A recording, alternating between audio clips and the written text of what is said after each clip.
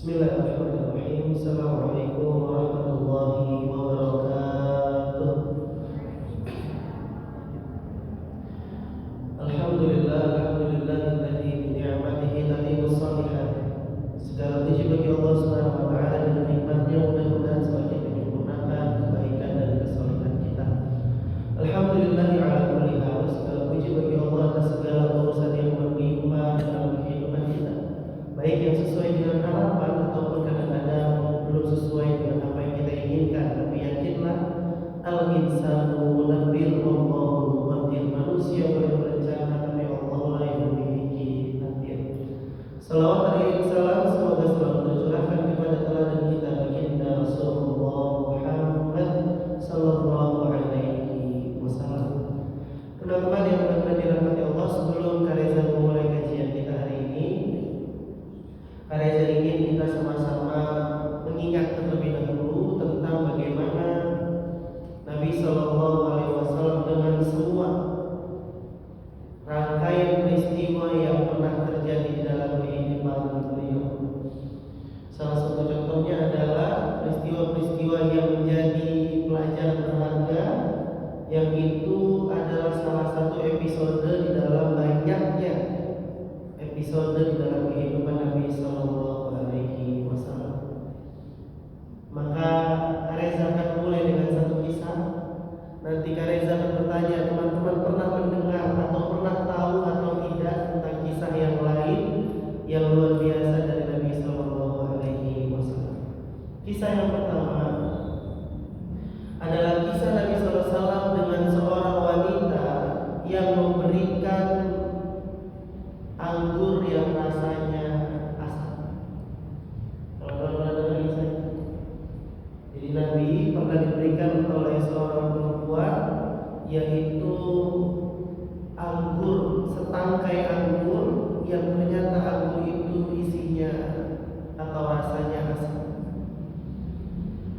Jadi kisahnya adalah ketika Nabi Shallallahu Alaihi Wasallam sedang berkumpul dengan para sahabat, maka datanglah seorang wanita miskin. Di dalam riwayat itu dikatakan, wanita miskin ini sangat memiliki kecintaan yang besar kepada Nabi Shallallahu Alaihi Wasallam, dan ia ingin memberikan hadiah kepada Nabi Shallallahu Alaihi Wasallam. Tapi karena dia adalah seorang perempuan yang miskin, dia hanya mampu memberikan setangkai anggur. Kalau teman-teman pernah di anggur, ada setangkai anggur itu isinya mungkin beberapa buah anggur. Dia datang kepada Nabi dengan sangat bahagia karena ia mampu membelikan dan membawakan kepada Nabi Sallallahu Alaihi Wasallam setangkai anggur. Yang ini dibeli dengan jerih payahnya, yang ini dibeli dengan perjuangan dia untuk bisa membeli dan memberikan hadiah kepada Nabi Sallallahu Alaihi Wasallam. Tapi dia nggak tahu ternyata anggur yang dia berikan itu rasanya seperti apa.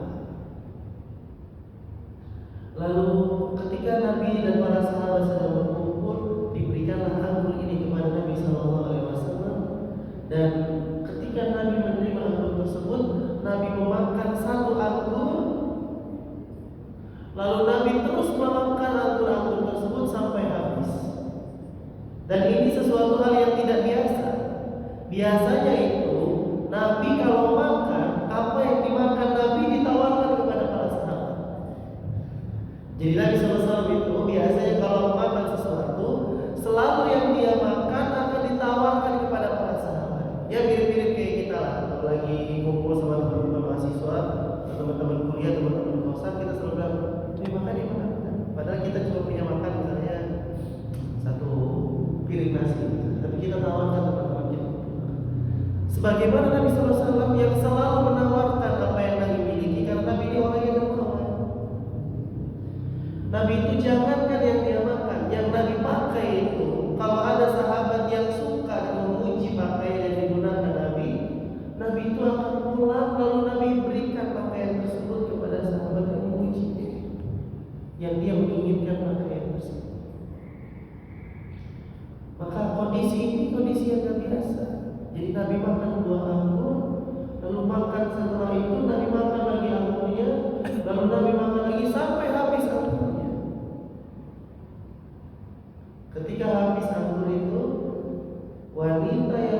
memberikan anggur ini, dia pergi berpamitan dengan Nabi Sallallahu Alaihi Wasallam. Lalu para sahabat bertanya kepada Nabi Sallallahu Alaihi Wasallam, ya Rasulullah, tidak biasanya engkau tidak memberikan atau menawarkan apa yang sedang engkau makan? Karena biasanya Nabi itu akan menawarkan dan mengajak orang lain makan bersama dengan Nabi Sallallahu Alaihi Wasallam. Maka apa jawaban Nabi Sallallahu Alaihi Wasallam? Kata Nabi Sallallahu Alaihi Wasallam, anggur yang diberikan perempuan tadi rasanya asam. Ya enak rasanya itu. Kalau bahasa kita ya enak asam. Maka saya tidak ingin nanti kalian yang mencicipi anggur tersebut akan menyakiti perasaan dari orang yang memberikan anggur tadi. Jadi karena Nabi khawatir kalau anggur yang asam tadi dimakan sama sahabat yang lain, sahabat gak bisa kontrol gitu. Jadi pas makan, apa nih? Asam banget misalnya. Anggur apa nih gak enak misalnya. Nabi itu gak pengen itu, maka Nabi mengantisipasi agar tidak terluka perasaan orang yang memberikan dengan cara Nabi itu dinikmati aja semuanya sendiri. Dan Nabi tidak memperlihatkan raut wajah yang berubah karena rasa daripada anggur itu yang tidak sesuai dengan seharusnya. Maka ketika perempuan ini yang telah pergi, Nabi baru mengabarkan kepada para sahabat, sesungguhnya anggur yang tadi saya makan itu rasanya asam. Kembali.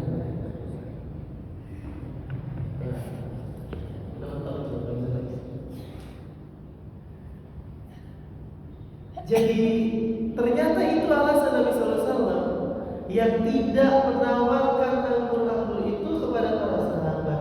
Ini persis sebagaimana sabda Nabi Sallallahu Alaihi Wasallam, ma'aba Rasulullah Sallallahu Alaihi Wasallam ta'amuqat.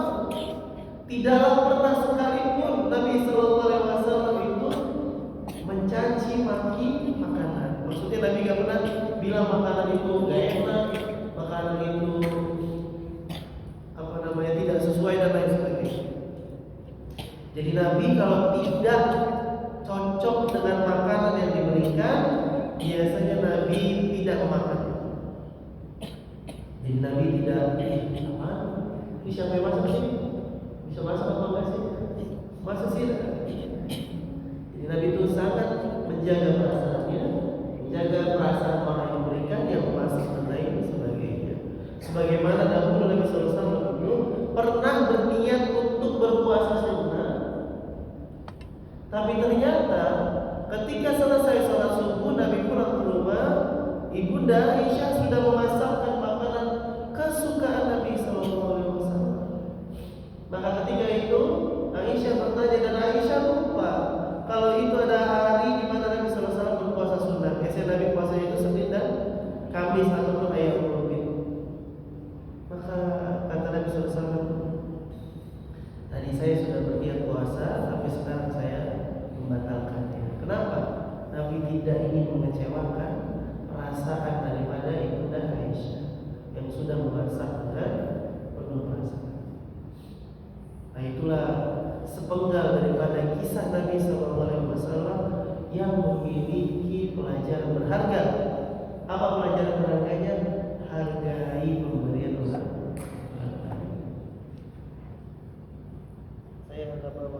Kemarin tuh ada murid saya di Al-Fatihah itu datang memberikan gantungan kunci kecil, tulisannya Jogja. Berarti dia dari Jogja. Tapi gantungan kuncinya kecil banget. Tapi dia ngebelinya tuh kayaknya ini sesuatu yang mahal, yang berharga gitu. Pak Reza, saya punya hadiah oleh-oleh kemarin saya pas liburan pulang kampung ke Jogja. Terus dia keluarin itu banyak gantungannya. Buat saya dikasih satu ini. Ternyata nggak mau dikasih ke guru-guru semua satu kecil. Kalau bagi kita mungkin nggak ada harganya, itu palingnya berapa sih kalau kita bilang kan mungkin satunya bisa 1.000 malah untuk kunci gitu. Badan plastik. Tapi kan kamu mikir, nggak usah. Ini kan barangnya murah ini mah. Nggak boleh. Tetap harus diterima dengan perasaan penuh suka. Oh makasih ya. Bagus bagus banget nih barangnya, padahal mungkin bagi kita itu barangnya biasa aja. Atau mungkin di rumah udah banyak, atau kita sering bilang ini mah di online juga banyak. Jangan kayak gitu. Hargai pemberian orang lain, karena mungkin di balik pemberian yang dia lakukan kepada kita ada perjuangan yang luar biasa, ada cinta, ada perasaan yang ditumpahkan di dalam pemberian tersebut. Maka jangan pernah dikecilkan, sebagaimana Nabi Sallallahu Alaihi Wasallam. Kita buka dulu ayatnya, di mana Nabi Sallallahu Alaihi Wasallam itu menjadi uswatun hasanatun.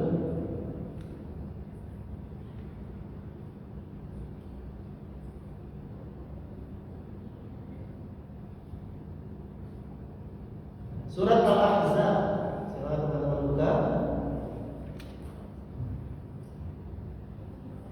Surat Al-Ahzab itu surat 33.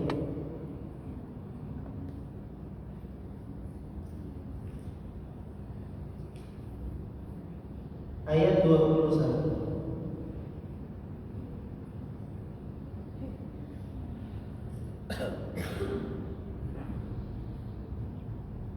Kita baca 22, 21 dan 22.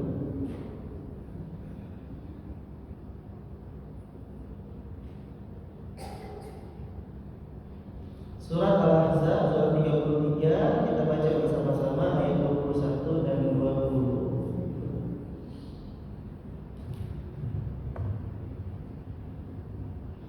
Sudah?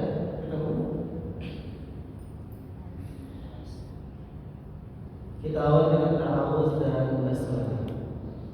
A'udzu billahi minasy syaithanir rajim. Bismillahirrahmanirrahim. Laqad kana lakum fi rasulillahi uswatun hasanah liman kana yarjullaha wal yawmal akhir wa dzakarallaha katsiran. Walamma ra'al mu'minuna al-ahzaba qalu hadza ma wa'adana Allah, hadza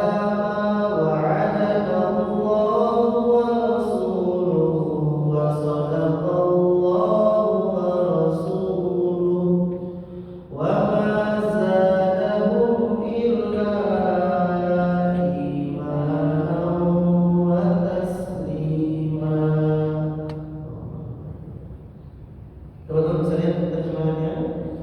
Ayat ini adalah tentang kisah di dalam perang Ahzab. Teman-teman tahu perang Ahzab?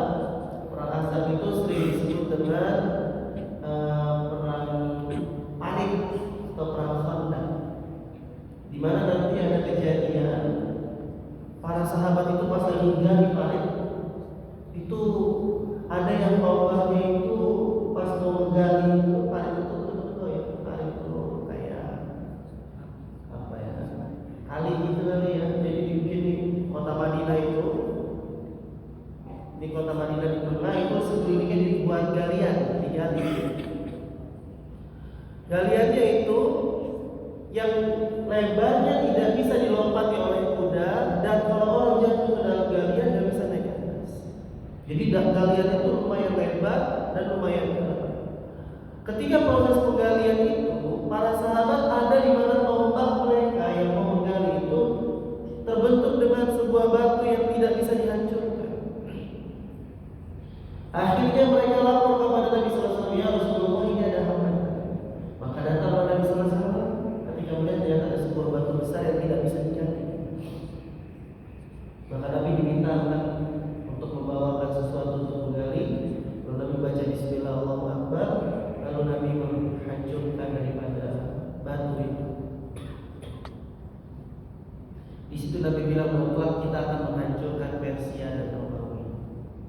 Jadi Nabi itu menanamkan kepercayaan diri dan juga visioner tentang masa depan yang harus